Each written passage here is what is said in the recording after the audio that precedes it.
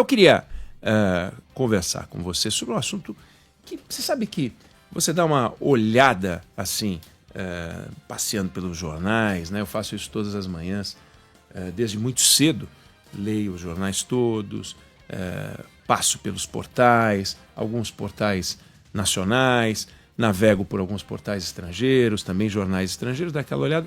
E hoje, uma notícia que aparentemente é corriqueira do mundo dos negócios, fica ali perdido e tal. Saiu no jornal Valor Econômico a notícia de que a concessionária, quer dizer, a empresa de saneamento, a EGEA, deve conquistar uma nova concessão de saneamento no Pará. E você fala, tá, e a EGEA deve conquistar uma nova concessão no Pará. A EGEA, ela já tem outras concessões no Pará, 3 outras concessões no Pará. Uma empresa que nasceu em 2010, já tem 1/3 de todas as concessões privadas no Brasil, atende quase 800 municípios em 15 estados, são 38 milhões de pessoas atendidas. Se você olhar os números da EGEA, nos últimos 10 anos saiu de 3 milhões de pessoas atingidas para quase 40 milhões de pessoas atingidas, sai de 35 municípios para quase 800 municípios. Você fala, temos uma novidade acontecendo, uma novidade muito grande. Não me refiro exclusivamente à EGEA, me refiro a uma novidade muito grande acontecendo no setor de saneamento. É uma pequena revolução, uma revolução silenciosa, porque o Brasil do saneamento estatal, o Brasil das companhias estatais, o Brasil pré-marco do saneamento, o Brasil que dependia do Estado para tudo, tinha menos da metade da população atendida por coleta de esgoto e menos da metade da população atendida por coleta de esgoto tinha o esgoto tratado. Ou seja, você estava falando de 1/4 da população brasileira, 40 de 40, pode até ser menos, depende da conta aqui. Mas e água era 88% da população brasileira. Hoje, a gente está com 94% da população brasileira. A coleta saiu de 43% para quase 80%, 77%, 78%. E aquilo que era tratado, que era menos da metade, hoje é 84% do que é coletado é tratado. Ou seja, é uma brutal transformação no setor de saneamento. Você fala, puxa vida, então o Brasil, no setor de saneamento, está passando por uma grande transformação. E de fato está. Mas se você for olhar, o que está acontecendo? É a entrada da iniciativa privada numa atividade que antes o Estado exercia e mal, sem colocar dinheiro, sem ter condições de investir. Chegou a investir no auge 0,5% do PIB, mas estava investindo 0,2%, 0,15%, e o volume de investimento se multiplicou no setor. Hoje o Brasil tem metade da população brasileira hoje atendida por empresas privadas. E essa metade investe um volume de recursos que é 4, 5 vezes maior do que é investido na outra metade. Quer dizer, se esta metade ocupar também o espaço da outra metade, o que a gente vai ter é uma transformação extraordinária. Aí alguém vai dizer, puxa, então você está fazendo o lobby da iniciativa privada? Não. O que eu estou fazendo é uma constatação. A constatação de que em saneamento, em aço, em telefonia, em mineração, nos aeroportos, nos portos, nas rodovias, a gente tem visto uma transformação incrível que está acontecendo no Brasil. Não é no Brasil do governo Lula, não é no Brasil do governo Bolsonaro, não é do Brasil do governo Temer ou do governo Dilma. É o Brasil dos últimos 20 anos, que está fazendo uma mudança muito expressiva.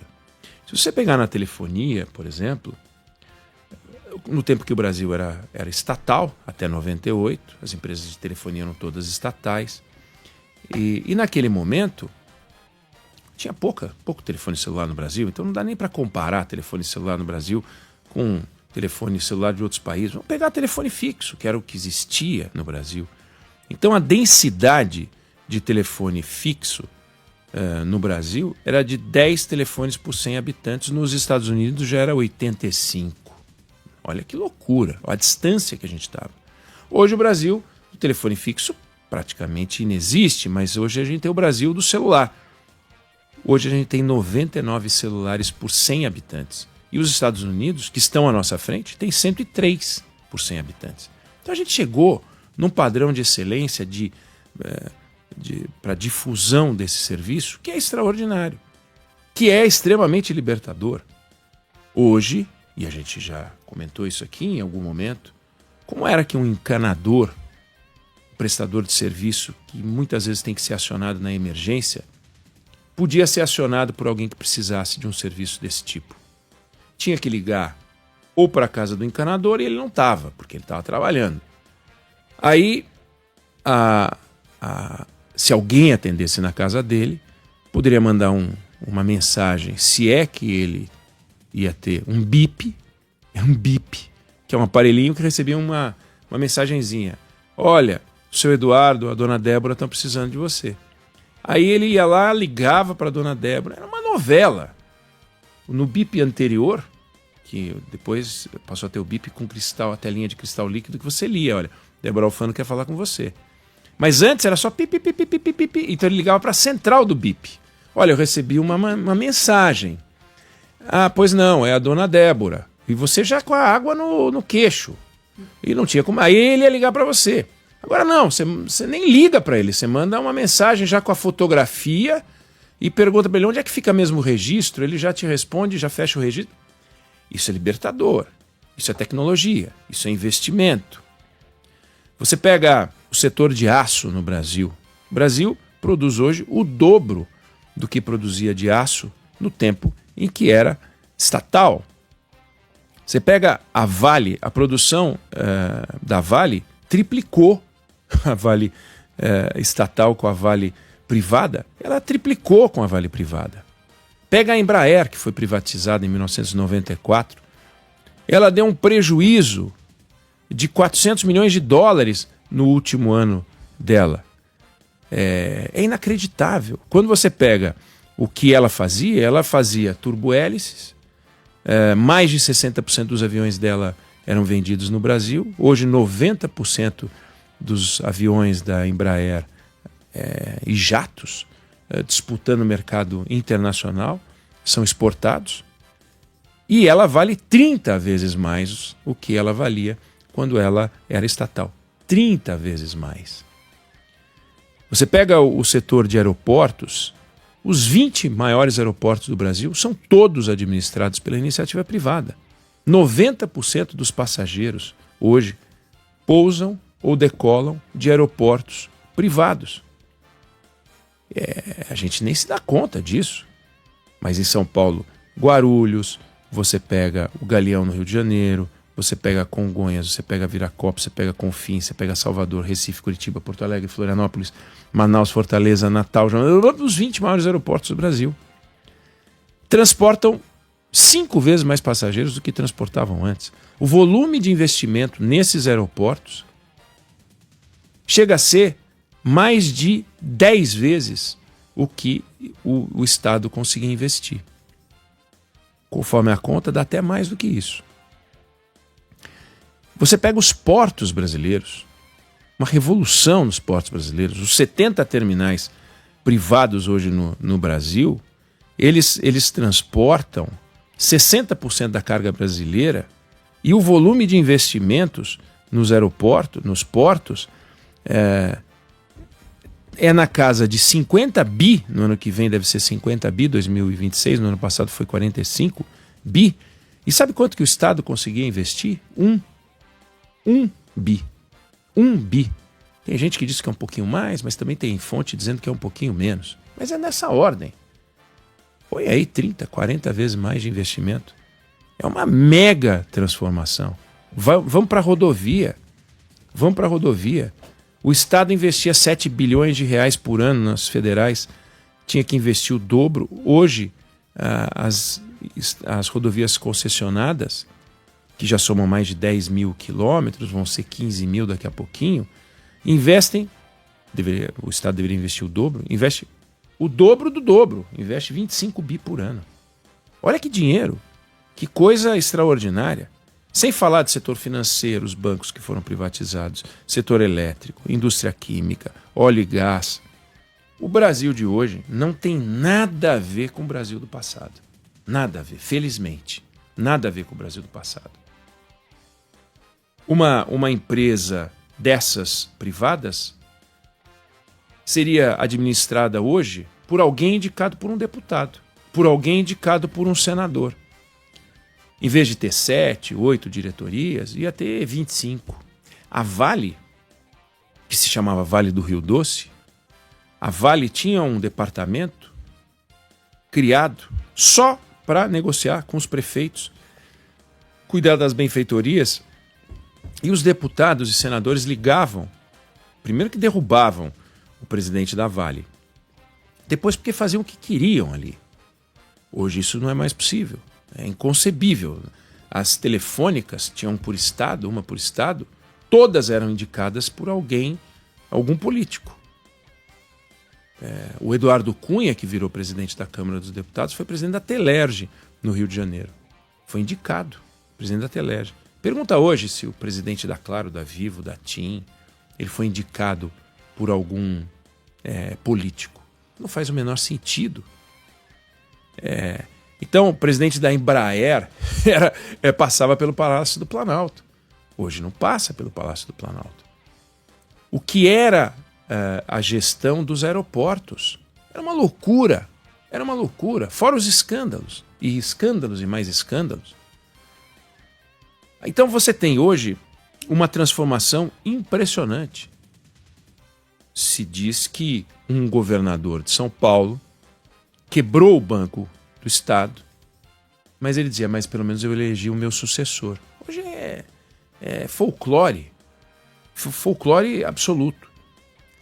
E quando a gente vê a notícia da mudança, né, dessa concessão do saneamento, e outras concessões virão pela frente ainda, virá uma concessão no Acre, Porto Alegre discute nesse momento como é que vai ser, Pernambuco deve sair ainda nesse primeiro semestre, nesse momento aí, nos próximos... Pernambuco deve sair no primeiro bimestre do ano que vem. Minas Gerais está discutindo a Copasa, uma coisa mais complicada, mas mesmo assim nós estamos falando de uma mudança incrível. Veja o que foi a Sabesp em São Paulo, que deixou de ser uma empresa comandada pelo Estado. Ainda que fosse uma empresa eficiente, mas era uma empresa comandada pelo Estado. Então, quando a gente pega do ponto de vista econômico, do ponto de vista financeiro, do ponto de vista da estruturação dos negócios, esses negócios estão sendo financiados por grandes fundos, estão sendo negociados por investidores institucionais, investidores estrangeiros, investidores nacionais também. Gente que, ao investir em infraestrutura, não está investindo com o Brasil do Lula, com o Brasil do Bolsonaro, não quer nem saber. Ele está investindo no Brasil de 10 anos, 20 anos, 30 anos. Nesse caso que a gente falou da Egeia, nós estamos falando de um compromisso de 40 anos. 40 anos. É um casamento. São 40 anos de investimento programado. Então, você tem uma dimensão, que é a dimensão financeira, que realmente é muito impressionante. E, na medida em que os agentes privados começam a agir, o Estado, do seu lado, tem que ter as agências profissionalizadas.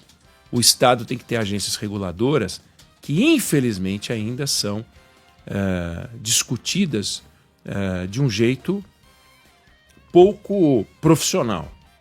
Então, o Senado fica enrolando, o governo fica enrolando para indicar, para mandar as nomeações. Muitos dos nomes sugeridos não passariam por um crivo técnico, né, se não fosse do jeito que são nomeados. Mas elas têm uma brutal responsabilidade, que é organizar isso tudo. E pelo menos agora você faz uma separação. O Estado regulando, vigiando, e a iniciativa privada fazendo, que é o que a iniciativa privada tem que fazer, que é o que o Brasil deve fazer. Entregar para a gestão pública, para a gestão privada e controlar, vigiar, fiscalizar. Isso é fundamental. Porque na ponta tem alguém que vai receber um serviço, seja alguém que está com um carro, seja alguém que está com uma carga no porto, seja alguém que vai viajar no aeroporto, seja no saneamento básico.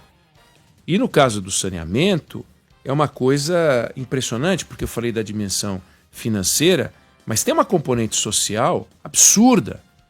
Pessoas que até outro dia não sabiam que era um banho de chuveiro. Num Brasil como o nosso. É espantoso. A 10ª maior economia do mundo, né? A gente vive batendo bumbo, pum, pum, pum, pum, pum, pum. 10ª maior. Mas você tinha pessoas, a gente festejou outro dia, sair de novo do mapa da fome. É uma coisa meio maluca, né? Você imaginar que um Brasil com tantos avanços ainda tem que festejar sair do mapa da fome.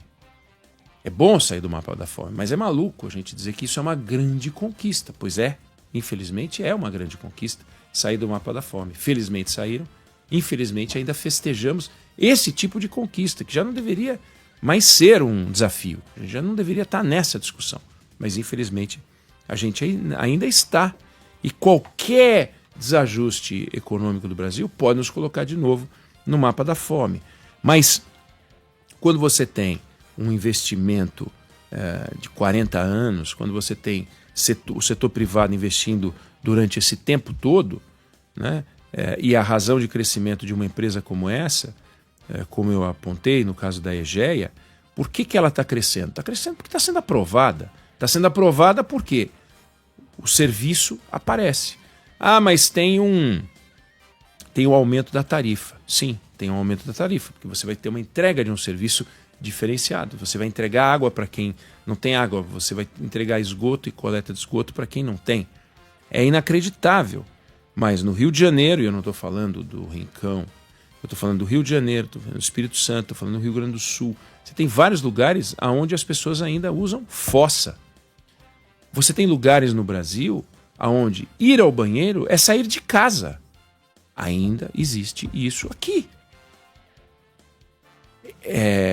E você, portanto, coloca o banheiro dentro de casa. Isso é uma coisa, parece pequena para muita gente que está ouvindo a gente, mas é uma transformação extraordinária. O direito a um banho de chuveiro aconteceu no Rio de Janeiro agora, também com a chegada da Egeia. E você, quando faz isso, o Estado tem um ganho, porque o Estado fica desobrigado de fazer esse investimento. Você tem ganhos no caso do saneamento, que são ganhos na área da saúde.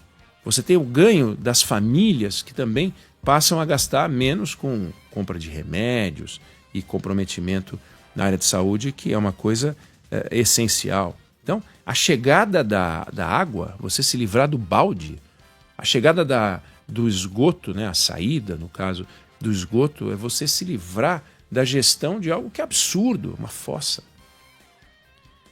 E isso é a iniciativa privada que faz. Não faz por caridade. A iniciativa privada faz porque ela pode explorar, ter lucro e ter um trabalho social importante.